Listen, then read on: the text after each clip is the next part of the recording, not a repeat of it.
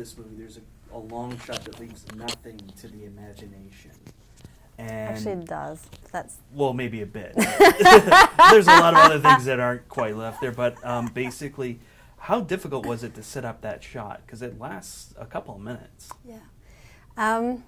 You know, it's funny because I sweat so much over it because I was so anxious that we ended up working a lot on it, and ended up being not the hardest shot in the movie because the whole team was very focused and I had thought a lot about it. So it was actually quite playful, you know, in terms of blocking people and the light and the actors. Everybody was quite excited about it. So it's one of those moments when your whole team gathers and it just happens, and it's a very nice memory. Mm-hmm. And the actors you work with in this movie, they're non-professional actors mostly, correct? Half of them are non-professional, and the other half is actually, you know, blowing up right now. So that's pretty good. I mean, was it easier working with non-professional actors on this? I actually enjoyed that immensely. I think part of me was anxious about my ability to carry the movie. Mm-hmm. You know, it's normal. Directors do that. Suddenly, like 2 days before the shoot, they're like, oh my God, what have I done to myself? I'll never be able to do any of this.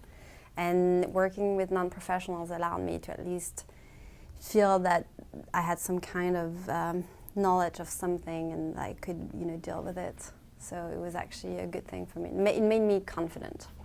Great. And then, I mean, a lot of movies in America, every other movie in America today is based on a true story.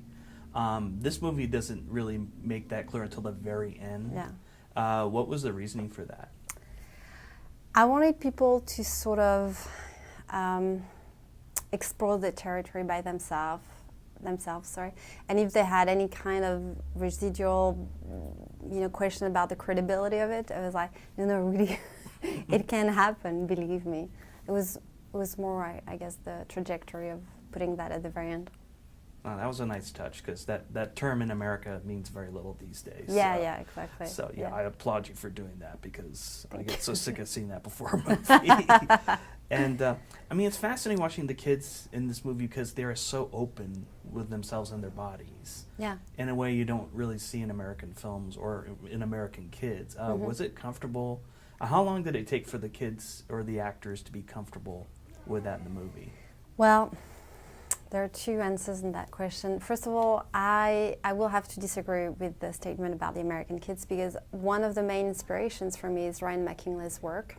And obviously the kids are American and they're extremely free with their bodies in photographs, something that you actually don't really see a lot in French photography. And as a teenager, you know, I can't remember, you know, a lot of groups like, you know, my friends, we would not hang out naked together. Just didn't happen, weirdly enough. And I was sort of amazed by that natural statement of things, you know, how free it can be and can get. And I wanted to sort of explore that and recreate that. So the one thing I did is that I didn't find a group of people, because I haven't found that in France, but I found specific individuals who are very, very comfortable with their bodies, and I put them together. And that's how the casting process went. I needed people who, you know, were fine with their bodies, and it was, they didn't become comfortable with them. They were comfortable to start with. Oh, that's great. Great, because yeah, it's usually, these are teenagers, and it's usually around that time of their lives is when inhibitions start to set in, at least for me. See, I hear a lot that's funny. That I remember this one girl said to me, oh, I can't remember any teenagers that comfortable with their bodies. And I have the opposite memory of me and my friends. We would not hang out naked all day long, but we were very free with our bodies. And that's my memory of adolescence, and, you know, since I made the movie. Great.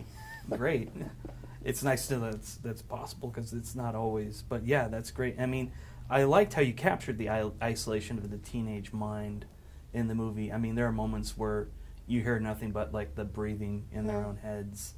I mean, was there anything from your own existence as a teenager that you really applied to this film?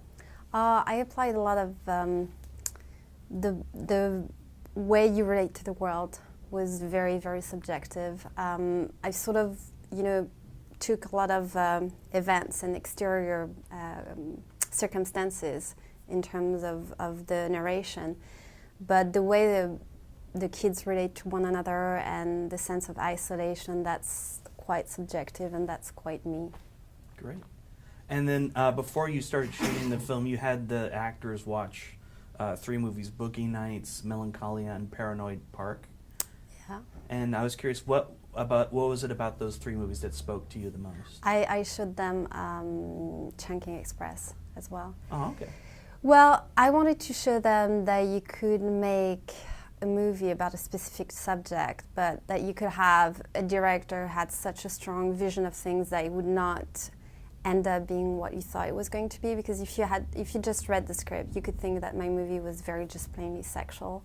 And I tried to explain to them that it was very much about the subjectivity of growing up and learning how to relate to one another, and that sex and nakedness was part of the general paradigm, but it was definitely not just the main thing. And for me, one of the best examples about that was Boogie Nights, because you never remember the film as a film about the porn industry, ever. It's not that. And the movie is about these kids just finding their own limits and learning how to be what they need to be. Mm. I mean, these kids end up going on a journey that they can't really escape from, and it's almost like a journey they have to go through. Exactly. It's a rite of initiation, and Melancholia, for example, was a great way to show my actors that sometimes you will get lost as an actor in terms of direction. You will not understand what the director wants to make, but if you have a strong trust relationship, you can let yourself go, and at the end be, surprised and wonderfully surprised with the end product. So. Absolutely, yeah. And the look of the movie and the sound of it is great. I mean, the lighting is beautiful, and the music score by White Sea is great as well. And I was wondering, how did you work with your collaborators on those elements? I guess it's like casting. I try to surround myself with people who have a similarity in terms of how they see the world and perceive the world, so that they sort of complement what I want and the direction I want to work, and so I trust them a lot, and we can explore and experiment together and make mistakes together. For example, with the score, we started working on it a year and a half before the beginning of the shoot, and I asked the composer to compose things specifically for the shoot so that I would have a color and I would have a world. And that sort of started a conversation between us where she would give me something and I was inspired, and I could give her some interesting feedback. And we changed, we sort of finessed the direction throughout the process. And I did that with the director of photography as well, and a lot of people on the shoot.